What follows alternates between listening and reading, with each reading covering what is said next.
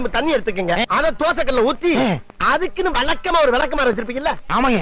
வரட்டு வரட்டு வரட்டுன்னு ஒரு 4 இழுப்பு இழுத்து ஒரு கிண்ண நிறைய மாவு எடுத்து பெரிய ரவுண்டாவும் இல்லாம சின்ன ரவுண்டாவும் இல்லாம பொதுவா ஒரு ரவுண்ட ஊத்தி 4-5 வெங்காயத்தை போட்டு அள்ளி பொடி பொடியா நறுக்கி அப்படியே மேலாப்ல பரபர தூவி விட்டு சரிங்க.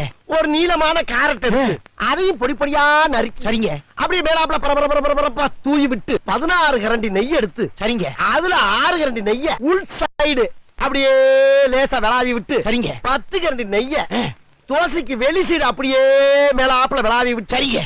இட்லி பொடி இருக்கு பாத்தீங்களா, அத அப்படியே அள்ளி மலை சாரல் மாதிரி அதை மேலாப்ல பரபர அப்படியே பேய விட்டு சரிங்க.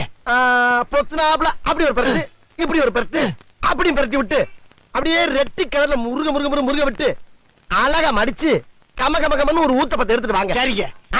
அண்ணனுக்கு ஒரு ஊத்தப்பம்.